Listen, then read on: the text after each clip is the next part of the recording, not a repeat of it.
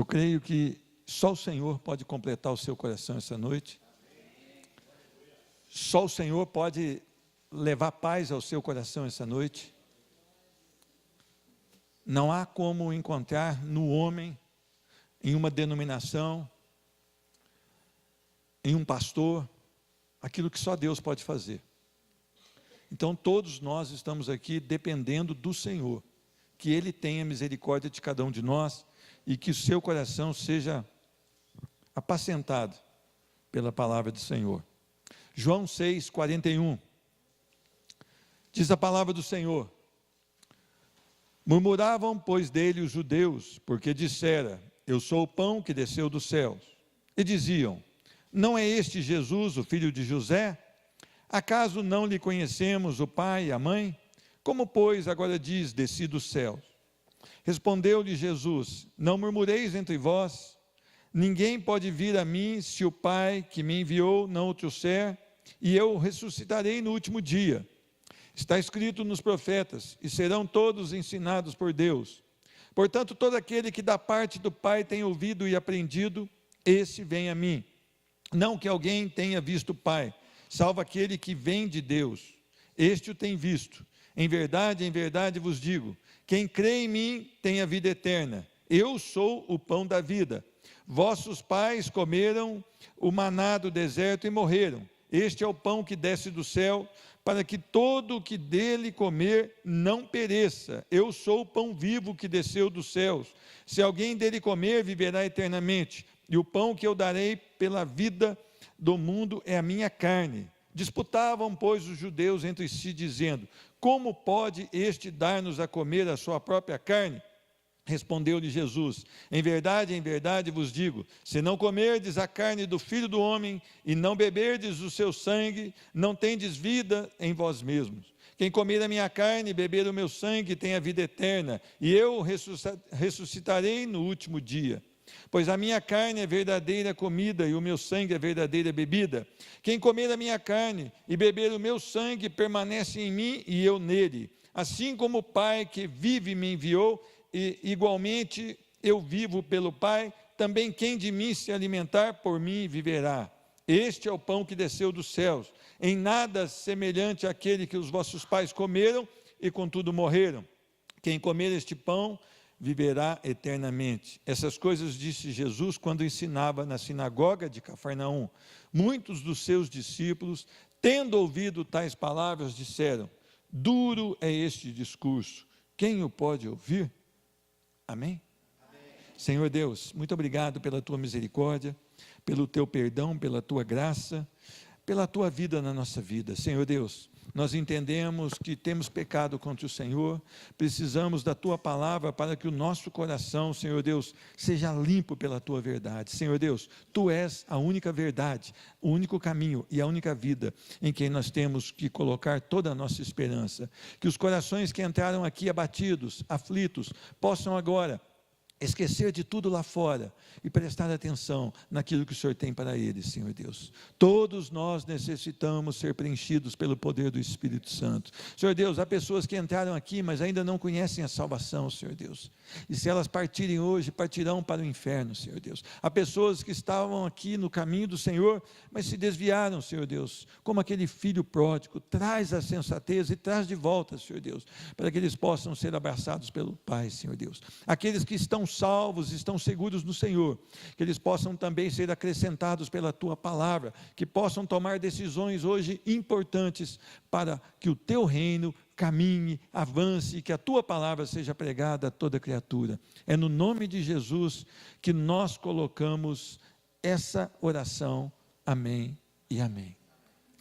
Meus irmãos, hoje, quando o irmão Israel ministrava para nós aqui na hora do almoço, não sei, vocês saem para suas casas, mas a gente fica aqui normalmente até meio-dia, 1h, onde nós somos também ministrados. Não é só um ensaio, mas tem uma palavra sempre que o nosso líder traz sobre as nossas vidas aqui. E hoje ele estava como eu tenho estado, desesperado pela pregação que tem sido apresentada às pessoas, pelo tipo de programação que as igrejas estão colocando, pelo tipo de chamar a atenção que a igreja está querendo, mas o evangelho da graça tem ficado à parte. E aí o irmão Samuel, a irmã Solange trouxeram um testemunho, onde ontem eles tiveram essa mesma visão, em casa de parentes, que eles foram visitar fora daqui, e quase houve um desespero no coração do servo Daniel, onde ele queria que aquelas pessoas entendessem que elas precisavam de Cristo Jesus e da verdadeira conversão. E é interessante que eu tenho me angustiado muito por isso. E normalmente nós queremos alguma coisa que nós venhamos a nos sentir bem. As pessoas querem ser acariciadas, as pessoas querem um afago, as pessoas querem que passemos a mão na sua cabeça e digamos a ela assim: está tudo bem, você é legal. Vocês são legais mesmo, mas precisa de tratar os corações. E é interessante que, se nós temos um filho dentro da nossa casa, e o nosso filho começa a desviar-se daqueles valores que nós colocamos para eles, e nós começamos a presentear os nossos filhos, mais desviados eles ficarão, correto ou não? Então é preciso nós chamarmos o filho, falar: você aqui é filho, senta aí, ouve o que teu pai está falando. Isso um sacerdote real no lar faz. Ele não deixa, a coisa acontecer, ele faz. E na igreja deve ser da mesma maneira. O Senhor, ele traz uma palavra, mas uma palavra para moldar os nossos corações, para forjar a nossa vida, para nos deixar parecidos com Cristo.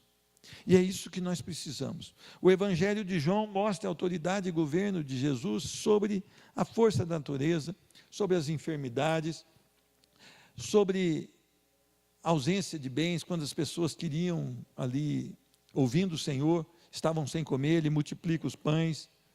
Ele transforma elementos, quando ele transformou no primeiro casamento ali, que ele foi no seu ministério, as bodas de Caná, ele transforma a água em vinho, ele cura enfermos, ele faz prodígios, ele mostra a sua autoridade. Jesus chama para si o título de: eu sou o pão que desce dos céus, eu sou o Filho do Deus vivo. É o que nós cantamos aqui hoje. Mas é interessante que nem todos creram nisso. Ele afirma aqui a sua autoridade para resgatar, para salvar, para justificar o homem e a mulher que estão condenados ao inferno. Ele chama também a responsabilidade e a sua autoridade para direcionar os corações em segurança nessa caminhada aqui na terra. Tudo isso ele fala aqui, e é interessante que ele diz: desci do céu, eu desci do céu, eu sou o pão que desceu dos céus. Meus irmãos, hoje eu falava para o irmão Israel: será que as pessoas entendem o que nós vamos começar daqui a pouco? Será que entendem que nós estamos nos unindo em congregação para adorar o pão vivo que desceu dos céus? Será que nós entendemos que quando nós entramos aqui, não é para agradar alguém, não é para agradar o nosso irmão, não é para agradar o pastor da igreja, não é para agradar o líder de ministério, nada disso, mas é para adorar o Rei dos reis e Senhor dos senhores? Será que nós nos preparamos para isso? Quando o Senhor diz: eu sou o pão da vida, o que vem a mim jamais terá fome, e o que crê em mim jamais terá sede. Você entende que Ele te convida para fazer parte da sua vida, e esta vida de Cristo em você vai encher o seu coração, vai tirar do seu coração toda aquela busca que você nunca encontra, vai tirar do seu coração todo aquele vazio que você nunca conseguiu preencher, vai tirar do seu coração aquela dúvida que ninguém conseguiu te responder, e vai fartar o seu coração, vai deixar o seu coração repleto da glória do próprio Deus. Você entende que quando você vai a Cristo, quando Ele diz: vinde a mim, vós que estáis cansados e oprimidos, Ele está te chamando para que você viva para Ele. Não é para você ir. Eu até não gosto mais daquela taça, porque o cara vem ali, joga um pedido e nunca mais aparece. Tem uns que ligam para mim, põe meu nome na taça. Tomar cuidado, que às vezes o nome dele está noutra taça, lá embaixo, né? Porque ele quer um Deus que faça as coisas para ele. Mas ele não quer ir ao Senhor, viver no Senhor, e entregar a sua vida ao Senhor. Jesus afirma sobre a dureza de coração daqueles que ouviam e viam as manifestações e ensinos, mas não criam.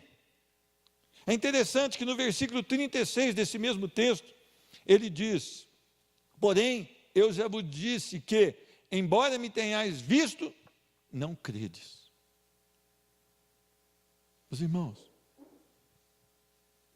esse é o retrato da igreja de hoje. Quando eu falo igreja, não é a igreja, o povo lavado no sangue do Cordeiro. É porque nós temos o costume de chamar a congregação de igreja. É errado, mas nós pegamos essa cultura de chamar a congregação de igreja. A igreja do Deus vivo, ela é santa, imaculada, porque Jesus tirou toda a mancha dela. Mas esse aglomerado de gente que procura uma igreja evangélica, a maior parte deles está perdido, porque não crê no Deus poderoso, não crê nos seus ensinos e não crê na sua palavra. Esta incredulidade e a intenção desses judeus também de perseguirem homens duros de coração. Estevão diz a eles: vós que resistis ao Espírito Santo, homens incircuncisos de coração, homens que têm sido ministrados pela palavra de Deus, mas que não querem receber a palavra de Deus. Este é o pão do céu, que desceu do céu para que todo o que dele comer não pereça. Eu sou o pão vivo que desceu do céu, se alguém dele comer, viverá eternamente. E o pão que eu darei pela vida do mundo é a minha carne. Meus irmãos, há quanto tempo você tem vindo a cultos? Há quanto tempo você tem uma Bíblia na sua casa? E eu faço uma pergunta: se o Senhor te chamar esta noite, se uma veia da sua cabeça estourar esta noite, e você não tiver chance alguma, com toda a medicina, qual será o destino da sua alma? Onde você estará, se Deus te chamar esta noite? Você tem buscado ao Senhor de todo o seu coração? Você tem crido nesta verdade? E é interessante que mesmo vendo tudo isto, diz a palavra que os discípulos de Jesus o abandonaram, dizendo: dura é esta palavra. Qual foi a palavra de Jesus? Aquele que não comer a minha carne e não beber do meu sangue, não tem a vida eterna. Ou seja, aquele que não olhar para a cruz, para Cristo Jesus, e não recebê-lo como Senhor, e pela fé não aceitar o sacrifício vicário de Jesus na cruz, e não nascer de novo, não tem parte no ministério de Cristo. Só isso que Jesus falou. Se pela fé você não crê que Jesus Cristo morreu pelos seus pecados, ao terceiro dia ressuscitou e te garantiu a vida eterna, você não tem parte no ministério de Cristo. Meus irmãos, muitos dos seus discípulos, tendo ouvido tais palavras, disseram: duro é este discurso, quem o pode ouvir? As pessoas estão entrando num templo para serem curadas. As pessoas estão entrando num templo para terem a vida financeira arrumada. As pessoas estão entrando num templo para se divertirem. As pessoas estão entrando no templo para verem um teatro. As pessoas estão no templo para verem umas pessoas dançando com fita. As pessoas estão entrando no templo para ter aqui umas mesas e um arraial gospel. As pessoas estão entrando no templo para toda finalidade, menos para a finalidade que o Senhor determinou: cultuar, bendizer e adorar o santo nome do Senhor Jesus, se prostrar diante a beleza da palavra do Senhor, e nela se curvar e o adorar por tudo que Ele fez, mas também por tudo que Ele é. Nós precisamos parar de negociar, nós precisamos parar de tentar satisfazer os nossos corações carnais com as coisas espirituais. Não, há um choque, há um contraste entre os desejos do nosso coração e as coisas do Espírito de Deus. Nós não podemos deixar que as nossas vontades dirijam as nossas respostas e a nossa vida. Nós precisamos nos dobrar diante do Senhor, porque as pessoas disseram: duro é este discurso, quem o pode ouvir? E aí não eram quaisquer pessoas, mas diz a palavra, muitos dos seus discípulos. Primeira coisa que eu aprendo aqui, estes homens, chamados de discípulos, aparentemente amavam a Cristo Jesus. Meus irmãos, nós podemos viver o tempo, a vida toda que nós tivemos aqui nessa terra, dentro de uma igreja, nós podemos andar como um cristão, nós podemos falar de Deus para as pessoas, nós podemos pregar num púlpito, nós podemos ter um ministério dentro da igreja, nós podemos mostrar para as pessoas que nós amamos a Cristo, mesmo quando, na verdade, não amamos a Cristo. Meus irmãos, primeira coisa, para você amar Cristo, você precisa ser tocado por Ele. Paulo, ele tentava agradar a Deus, e chegou ao ponto de perseguir os cristãos, aqueles que eram do caminho, dizendo que com isto estaria tirando impostores, tirando blasfemos. Ele estava então arrancando das casas famílias todas para serem presas, dizendo que com isto estava amando a Deus. Na verdade, ele não estava amando a Deus. Você pode enganar todo mundo dessa igreja, você pode enganar os pastores dessa igreja, você pode enganar os líderes de ministérios dessa igreja, você pode dizer aí fora que você ama Cristo, você pode colocar na traseira do seu carro uma mãozinha assim e dizer, nas mãos do Senhor. Mas grande parte de nós não tem vida em Cristo Jesus, não amam a Deus. Você não pode amar a Deus se Ele não te amar primeiro. Você não pode ir a Ele se Ele não for primeiro a você. Você não pode ser justificado se Ele não te atrair pela cruz. Você não pode reconhecer os seus pecados se o Espírito Santo não ministrar no seu coração. Amar a Deus é quando você tem a graça dEle derramada sobre a sua vida. E você começa a ter uma vida que, tudo que você faz, você tem um desejo, louvar, adorar e amar a Deus. Meus irmãos, nós precisamos entender que passou o tempo de nós brincarmos de ser cristãos. Passou o tempo de nós vivermos uma vida de fraude perante outras pessoas, enganando, dizendo para outras pessoas. Meus irmãos, não adianta você pôr uma saia, você deixar de cortar o cabelo, você deixar de fazer uma coisa, você deixar de fazer outra, se você não foi à cruz de Cristo em submissão, foi esvaziado pelo poder do Espírito Santo e regenerado por Cristo Jesus. Nada disso tem valor. Nada disso vai fazer com que você se torne mais crente. Não adianta você pegar as suas coisas, distribuir toda aí nos orfanatos ou nos asilos. Você pode até mesmo queimar o seu corpo. Isso não vai fazer de você um homem ou uma mulher que amam a Deus. Você precisa suplicar para que o Espírito Santo ministre no seu coração. Meus irmãos, esses discípulos, eles tinham a aparência de quem amava a Deus. Nós, muitas vezes, temos a aparência de quem ama a Deus, mas aparentemente só, porque nós não amamos a Deus. Se a nossa vida não está voltada para o Senhor, nós não podemos dizer que nós amamos a Deus. Se nós não fomos tocados pelo Espírito Santo, não temos como amar a Deus. Se você quiser conhecer a qualidade, as características do que é amor, depois você vá a 1 Coríntios 13. Olha como é o amor, que só Deus pode colocar no coração de um homem. É aquele amor que Ele dá, Ele não tem interesse em receber. Este é o amor com que Cristo nos amou. Por isso Ele foi à cruz do Calvário e morreu a morte que era para mim e para você. A segunda coisa que eu percebo nesses discípulos, eles receberam o ensino pessoal de Jesus. Versículo 59, estas coisas disse Jesus quando ensinava na sinagoga de Cafarnaum. Estes homens, eles estavam sempre sendo ministrados por Cristo Jesus. Eles caminhavam com Cristo Jesus. Eles passavam a noite com Cristo Jesus. Eles viam as maravilhas de Cristo Jesus. Eles ouviram as parábolas pelo próprio Cristo Jesus. Estes homens, então, eles receberam o ensino pessoal de Cristo Jesus, mas nunca se converteram a eles. Eram falsos discípulos. Eram homens que estavam aqui no nosso contexto, dentro de uma escola bíblica dominical. Eram homens que estavam num culto de sexta-feira sendo instruídos, num culto de domingo à noite, numa reunião de célula. Eles estavam sendo ministrados, eles estavam na reunião de oração, mas esses homens jamais receberam a verdade de Cristo Jesus viva em seus corações. Meus irmãos, você pode conhecer a Bíblia de cor, de Gênesis e Apocalipse, e ser lançado ao inferno.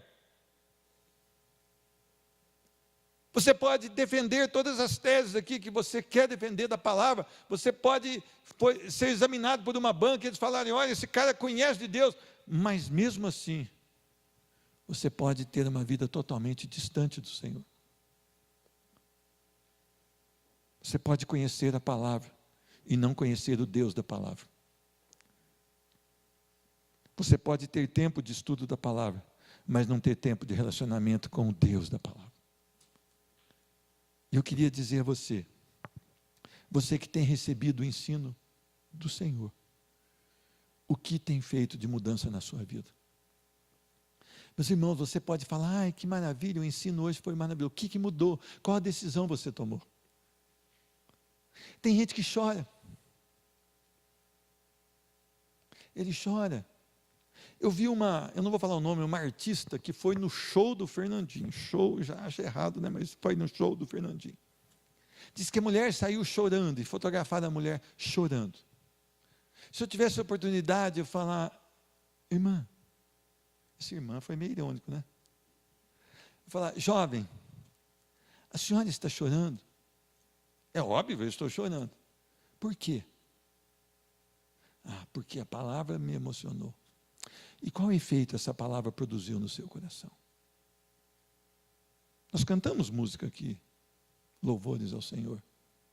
E hoje eu estava falando, né, quando nós cantamos cedo, no ensaio Incrível Graça, eu falei, olha, Israel, se eles lerem essa canção, e o Espírito Santo ali estiver tocando os corações, muitos se converterão. Porque esta canção fala da graça do Senhor, que vem salvar um pecador miserável como eu. A graça que é oferecida. Terceira característica desses homens que eram chamados de discípulos, viram as maravilhas de Jesus. Meus irmãos, nós temos presenciado milagres ainda hoje. Mas é interessante que nesse tempo aqui, parece que os milagres eram mais evidentes. Eu me lembro quando já o Senhor havia sido levado aos céus, Pedro e João, eles iam regularmente ao templo orar, e quando eles estavam passando, havia um homem, coxo ali, que era colocado ali com a finalidade de esmolar, de pedir esmola. E quando Pedro e João passam por ele, e é interessante que ele pede uma ajuda, uma esmola. Diz a palavra que Pedro olha para aquele homem. E a resposta é, olha, eu não tenho o que você está me pedindo, ouro e prata. Mas eu tenho algo que vale muito mais que isso. Levanta e anda. Meus irmãos, a igreja hoje tem dinheiro, mas não tem o levanta e anda. Os pastores não oram. Os pastores não pagam o preço. Os líderes não oram. Os líderes não pagam preço. Os ministros não oram. Os ministros não pagam preço. Nós amamos, na verdade, mais a nossa vida aqui do que a nossa vida em Cristo Jesus. Nós cuidamos mais das nossas necessidades físicas do que das nossas necessidades espirituais. Esta é a verdade. Esta é a verdade, e eu estou no meio dessa verdade, triste verdade. Eu queria que você entendesse, você tem visto as maravilhas de Jesus? Sim, eu vi a maravilha de Jesus na minha vida. Quando havia ali um homem prepotente, dono de toda a verdade, ímpio, dentro de uma igreja evangélica, se render pela misericórdia e graça do Senhor e cair em prantos no chão e ser restaurado pela misericórdia de Cristo Jesus. Não existe milagre maior que esse, meu irmão. Você pode dizer que aquele coxo andou. Ele andou, diz que ele saltou e seguiu Pedro e João. Mas onde está ele hoje? Onde está a filha de Jairo? Mortos. Mas aqueles que nasceram de novo, estão vivos em Cristo Jesus. Estarão vivos eternamente. E nós precisamos entender que as maravilhas do Senhor são muitas. Mas as pessoas estavam principalmente atrás de Jesus, por quê? Porque queriam alimento físico. Olha o que diz o versículo 25 desse mesmo capítulo 26. E tendo-o encontrado no outro lado do mar, lhe perguntaram: mestre, quando chegaste aqui? Tipo assim, nós estávamos te procurando. Sabe o que Jesus respondeu? Respondeu-lhes Jesus: em verdade vos digo, vós me procurais, não porque vistes sinais, mas porque comestes dos pães e vos fartastes. Nós somos essa geração. Nós estamos atrás de Jesus para Jesus nos dar coisas. Nós não queremos relacionamento com Cristo. Por isso as pessoas dizem: olha, vocês são muito radicais. Mas a palavra de Deus é radical. A palavra de Deus diz: morra para si, tome a sua cruz e siga Cristo Jesus. Não tem mais coisa mais radical que isso. Morrer para mim mesmo, matar o meu eu amo o meu eu me amo. E agora eu tenho que me matar, eu tenho que morrer para mim mesmo. A coisa que eu mais amo é a mim mesmo. O meu maior problema sou eu. Eu olho no espelho e canto: grandioso és tu. A gente não fala isso na frente dos outros, mas esses somos nós, sem a misericórdia e a graça de Cristo Jesus. E mesmo depois da graça de Cristo Jesus, quando nós deixamos a palavra de lado e começamos a caminhar na nossa própria força, e a gente tem aquele tempo devocional, e hoje a gente fala: hoje eu estou cansado, hoje eu vou dar um grau aqui no tempo devocional, e aí eu passo a me amar um pouco mais, aí eu passo a dizer que eu sou maravilhoso, aí eu passo a falar: Jesus, eu preciso do Senhor só para me dar coisas, por favor. Por favor. Essa é a geração que tem sido chamada de geração evangélica. 4. Não suportar a verdade de Jesus. Meus irmãos, o Senhor Jesus não tem uma mensagem bacana para você. Ele tem uma mensagem que produz vida eterna para você. A mensagem de Jesus não é: você é joia. Olha, viva a si mesmo. Jesus ama o pecador. Aquela pregaçãozinha de fim de linha, de crente que não lê Bíblia. Jesus te ama. O cara está lá na sarjeta, com cachimbo de crack. Aí passa o crentão lá com a Bíblia dele: Jesus te ama. O cara fala: mas eu também me amo. Aí. Então agora está legal, está do jeito que eu quero. Se eu estou assim, Jesus me ama. Espera aí. Jesus ama mesmo? O que Jesus vai fazer com o idólatra não arrependido? Tacho. O que Jesus vai fazer com o homossexual não arrependido? O que Jesus vai falar com o adúltero não arrependido? O que Jesus vai fazer com o fornicador não arrependido? O que Jesus vai fazer com aquelas pessoas que Ele diz na sua palavra que não herdarão o reino dos céus? Vão ser lançadas ao inferno. Então você disse meia verdade: Jesus ama, mas Ele é um Deus justo e um Deus que vai derramar a sua ira sobre todo aquele que não se arrepender. Então a palavra de Jesus, quando Ele sai do deserto: arrependam-se e creiam no Evangelho.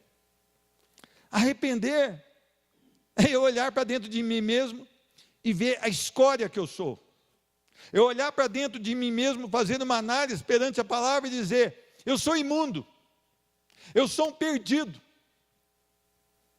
eu não tenho como encontrar a salvação em mim mesmo, eu não sirvo para morrer por mim mesmo, porque eu sou um cordeiro manchado, maculado, cheio de defeito.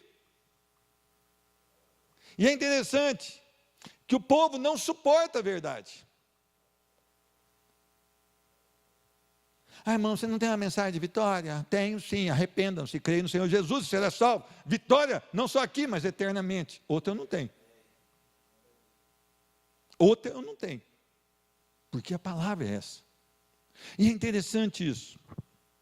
As pessoas não têm suportado a verdade. Se nós formos a Timóteo, justamente é isso. Não suportarão a sã doutrina. Terão coceira nos ouvidos. Serão enganados. Meu irmão, eu acho muito mais fácil, desculpa, fazer você dançar o arraiar do que você amar a palavra de Deus. Por isso as igrejas dos arraiais estão cheias. E as mães olham seus filhos perdidos na igreja do arraiá e dizem assim: ainda bem que o meu filho está na igreja. Será? Ou será? Conforme a igreja que a minha filha for, eu tenho mais segurança se ela estiver na praça do que em determinada igreja. Um dia a Ana Flávia falou: eu vou numa igreja. Eu falei: qual é o nome? Eu falei: não vai.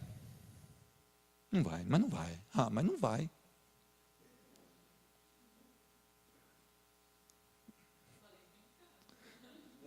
Mas eu falei sério. Não vai.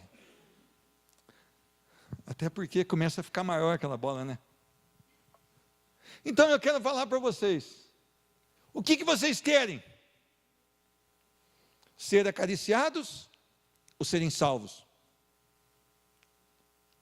Eu estava falando essa semana, eu falei muito sobre Hebreus. Hebreus 12, chega lá. Hebreus está no Novo Testamento. Olha que coisa linda. Olha o que a verdade faz. Olha o que um pai de amor faz. Então aquela mensagenzinha que você leva para o cara do crack lá: Jesus te ama, cuidado. Você está falando para o cara que ele pode continuar. Olha como é que Deus trabalha. Hebreus 12, 6. Porque o Senhor corrige a quem ama e açoita todo filho a quem recebe. Certo? É para disciplina que perseverais. Deus vos trata como filhos. Pois que filho há que o pai não corrige? Tem uns pais aí que desculpa, tá? Vocês veem seus filhos fazendo bagunça e passa a mão na cabeça. Aqui até dentro do templo. Tem filho aqui que parece filho de macaco, ele pula de um banco no outro, o pai fica quietinho. Cria juízo, pai. Se você ama, você corrige. Mas se estáis sem correção, de que todos se têm tornado participantes, logo sois bastardos e não filhos. Se o pai não corrige o filho, está falando que o filho é bastardo. Além disso, tínhamos os nossos pais segundo a carne, que nos corrigiam e os respeitávamos. Não havemos de estar em muito maior submissão ao pai espiritual, e então viveremos? Pois eles nos corrigiam por pouco tempo, segundo melhor lhes parecia. Olha que maravilha aqui. Olha, presta atenção nessa segunda parte. Deus, porém, nos disciplina para aproveitamento, a fim de sermos participantes da sua santidade. Por que Deus nos corrige? Para aproveitamento. Olha o amor, o que faz. O amor traz correção. O amor não é quando um pai humilha o seu filho através de um espancamento. Isso é espancamento, isso é humilhação. A correção, ela pode até ter a vara, ela deve ter a vara, mas ela tem que ter também uma palavra. Então, quando você for corrigir o seu filho, você pode usar a vara, a Bíblia dá a legalidade para isso. Ah, o juiz não deixa, eu não tenho nada com o juiz, eu tenho com a palavra, o justo juiz. E aí, você explica o que está acontecendo, você explica onde está errado, onde deve ter a sua vida corrigida. Por quê? É para aproveitamento. Não para denegrir o filho, não para desanimar o filho, a fim de sermos participantes da sua santidade. Olha o amor de Deus, olha o cuidado de Deus. Toda disciplina com efeito no momento não parece ter motivo de alegria, lógico que não, né? Vem aquela fivela, mas, olha, Ao depois, entretanto, produz fruto pacífico aos que têm sido por ela exercitados, frutos de justiça. Que maravilha que é a palavra de Deus. Por que o povo não quer a verdade? Porque os corações que não têm Jesus como Senhor odeiam a verdade. Meus irmãos, cuidado quando você for apresentar ao ímpio a mensagem da cruz. Apresente-a na íntegra e não só em partes. Não deixe ele acomodado naquela situação. Diga-lhe a verdade.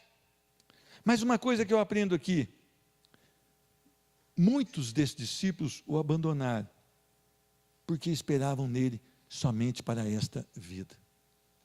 Meus irmãos, você pode ser um religioso essa vida, e você pode achar que isso é bom, mas essa vida não é nada comparado com a eternidade. Diz a palavra que é uma breve neblina, um breve pensamento, é como a erva do campo, que se instala, floresce, murcha e é lançada ao fogo.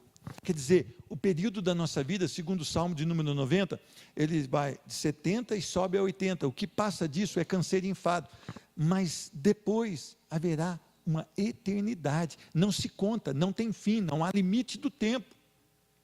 Essa vida que você vai passar por ela e que eu vou passar por ela, nós não sabemos quantos dias serão, elas têm um prazo, mas a eternidade não tem.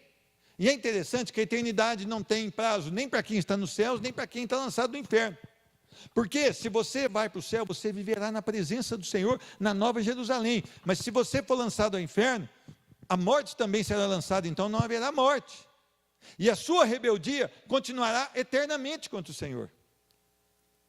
Se aqui com o Espírito Santo, tratando a sua vida, você não creu, lá você não vai crer mesmo, você vai continuar um rebelde. Então a ira do Senhor vai continuar sobre a sua vida. Discípulos que não têm um real compromisso com Cristo. Aparência, não vida. Meus irmãos, a sua vida espiritual, ela é muito mais a sós e com a sua família. O seu primeiro campo missionário é a sua casa. A palavra do Senhor diz, quando as pessoas almejam o ministério, que elas devem governar bem a sua casa.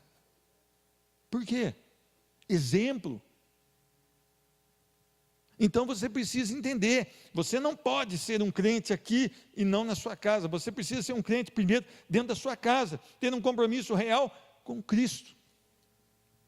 Tem mais uma coisa, você precisa ter a motivação certa para servir a Cristo. Você pode vir aqui, colocar a maior oferta aqui no gasofilácio atrás,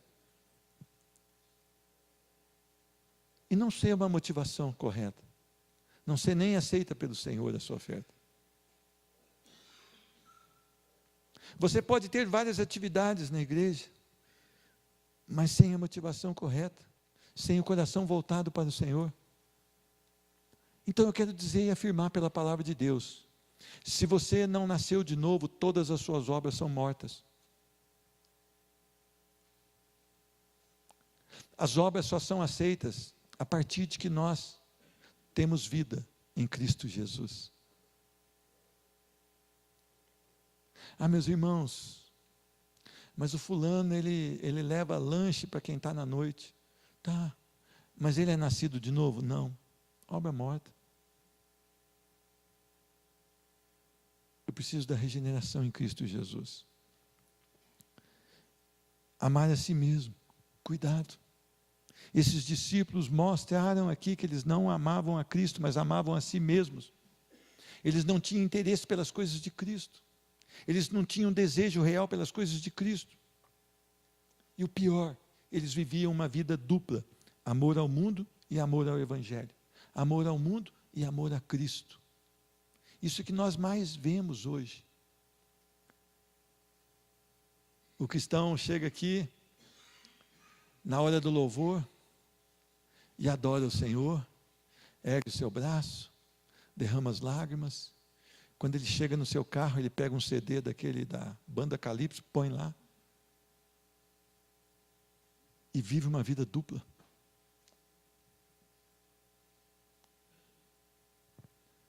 Tem uns que vivem uma vida dupla pior, né? chama o pastor para fazer visita, esquece que o pastor vai, quando o pastor toca a campainha, começa a abanar a cigarrada, esconder o baralho, e aquele negócio todo, né? Esconder o bar, né? Fechar o bar, lá tem um bar, né? Pega a manta lá para nós cobrir o bar. Esqueceu que tinha convidado o pastor para ir. O pastor não pode nem te salvar, nem te mandar para o inferno.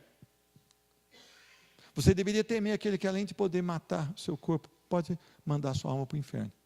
É Cristo Jesus. Meus irmãos, cuidado com a vida dupla. A vida dupla, ela mostra que nós não conhecemos verdadeiramente a Cristo Jesus. Se você tem amado as coisas desse mundo, você precisa pedir a misericórdia do Senhor. Se você tem se entusiasmado com essas coisas desse mundo, você precisa realmente da salvação em Cristo Jesus. Estes homens jamais conheceram a salvação e o descanso em Cristo. Olha o que diz a palavra no versículo 64 desse mesmo texto. Jesus falando: contudo, há descrentes entre vós, pois Jesus sabia desde o princípio quais eram os que não criam e quem o havia de trair. É interessante que às vezes essa aparência de ser cristão, eu esqueço que Jesus é aquele que sonda os corações, do qual eu não posso me esconder. E eu preciso olhar para Cristo Jesus e ver nele a salvação e o meu descanso. Por que as pessoas estão tão aflitas de alma hoje? Você percebeu que as pessoas não estão satisfeitas com nada? Estão sempre querendo uma coisa nova? É insatisfação, porque não conhecem a Cristo Jesus, porque não tiveram uma experiência poderosa com Cristo Jesus, estão descrentes. E o que vai acontecer na hora da prova real? Vai acontecer o que está escrito aqui no versículo 66, leiam comigo. À vista disto, muitos dos seus discípulos o abandonaram e já não andavam com ele.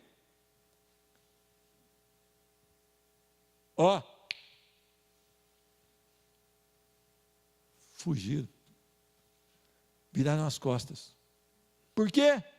Porque mostraram quem realmente eram, que não criam verdadeiramente em Cristo Jesus, que não tinham a experiência que só o Senhor pode dar, aquela experiência que Nicodemos teve oportunidade de discutir com o Senhor. Nicodemos, importa-vos nascer de novo, nascer da água e do Espírito. Você é nascido de novo? Você tem uma experiência com Cristo Jesus? Lembre-se, a palavra não diz que muitos da multidão o abandonaram, muitos dos seus discípulos o abandonaram. Irmão, eu sou um crente, jamais vou negar a Jesus. Lembra de Pedro? Antes do galo cantar, 3 vezes me negará. Comigo não vai ser assim. Pedro fraquejou, mas eu não. Cuidado. Cuidado com essa tua palavra. Conclusão. Este aqui que nós lemos é o retrato da maioria dos que se dizem cristãos. Este é o retrato da maioria da geração chamada evangélica ou gospel. Esse é o retrato da maioria daqueles que congregam. Não conhecem a Cristo Jesus, não têm uma experiência real com Cristo Jesus, são vazios, não alcançaram ainda aquilo que pode realmente satisfazer os seus corações, Cristo Jesus. Murmuram. Interessante que a murmuração é algo que faz com que nós tenhamos uma barreira entre nós e o Senhor. Deus odeia o murmurador. Muitos de nós são sem esperança no agora e principalmente no porvir. Os que não têm Jesus estão tão focados nos problemas dessa vida que não conseguem contemplar a glória do porvir. Meus irmãos, como está a sua vida? Como está a sua vida? Você tem certeza da sua salvação? Eu vou deixar um último texto para você. Você não precisa ir lá, mas eu vou ler Romanos 8:18. Porque para mim tenho por certo que os sofrimentos do tempo presente não podem ser comparados com a glória a ser revelada em nós. Tudo que você está passando aqui talvez esteja sendo humilhado, talvez as pessoas te tratem com indiferença, talvez você tenha passado grandes problemas financeiros, talvez você não tenha conseguido aquilo que você projetou aqui, talvez uma formatura, talvez ali uma profissão. Se você estiver em Cristo Jesus, nada disso importa, nada disso vai roubar sua paz, porque o maior privilégio que nós podemos ter é ser chamados servos do Deus vivo. Isso deveria nos bastar, essa deveria ser a nossa maior preocupação.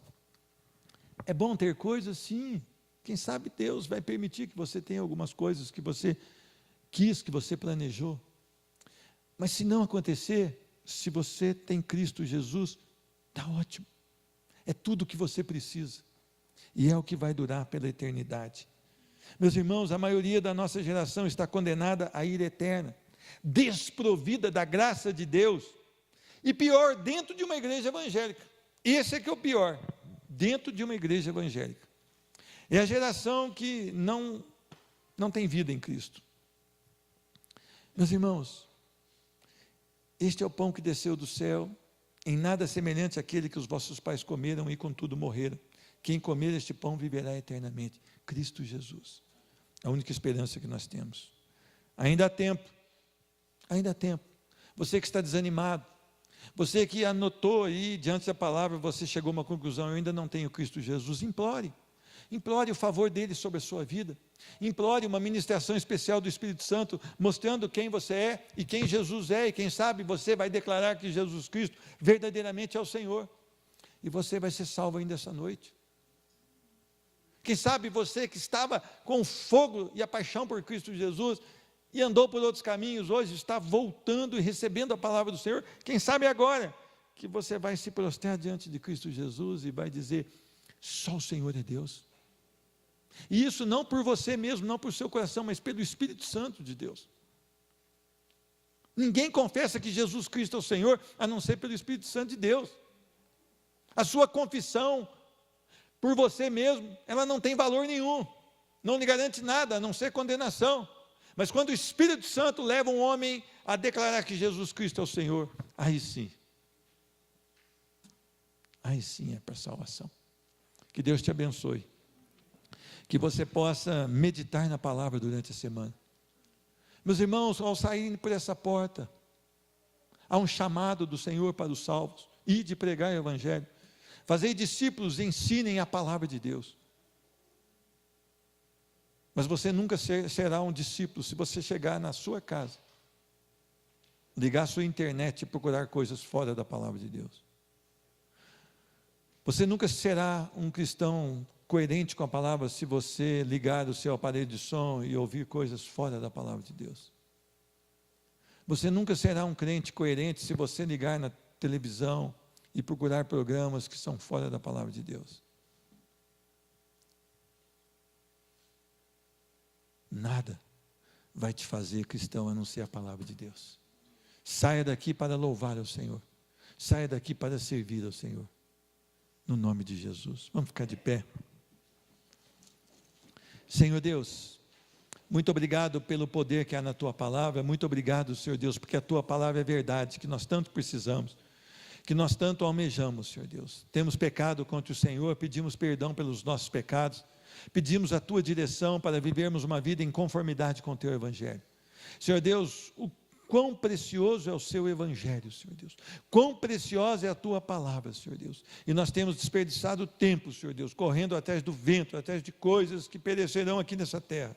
Senhor Deus, muda o rumo das nossas vidas, Senhor Deus, muda o rumo dessa congregação, que essa congregação venha te amar, Senhor Deus, venha te desejar sobre todas as coisas, Senhor Deus, venha ter a primazia Cristo Jesus no seu coração, Senhor Deus, venha ter como prioridade o reino de Deus, Senhor Deus, e nós sabemos que todas as outras coisas serão acrescentadas. No nome do Senhor Jesus, que cada homem, cada mulher, cada criança, cada jovem que sair desse templo, Senhor Deus, possa sair com uma finalidade: adorar ao Senhor em todos os locais que for, Senhor Deus. No nome de Jesus Cristo, tira do nosso coração o pecado escondido, Senhor Deus, O pecado não tratado, Senhor Deus, arranca das nossas vidas e nos conforma a Cristo, Senhor Deus. Senhor Deus, nós precisamos realmente ser chamados de cristão porque nos parecemos com Cristo. Nos perdoa e nos faz homens e mulheres segundo o teu coração. Senhor Deus, que essa semana seja uma semana de testemunho fiel à tua palavra. Tem misericórdia de nós. Senhor Deus, tira da nossa boca as respostas que não agradam ao Senhor. Tudo aquilo, Senhor Deus, que nós fomos fazer, dar uma resposta, dar ali uma palavra, empenhar uma palavra, que primeiro nós possamos pensar naquilo que o Senhor quer que nós façamos, Senhor Deus, e ser coerentes com a tua verdade. No nome de Jesus Cristo, que a paz do nosso Senhor Jesus Cristo, o amor do Deus Pai, a consolação e comunhão do Espírito Santo seja derramado sobre esta igreja, no nome de Jesus. Amém. Deus te abençoe e a paz do Senhor.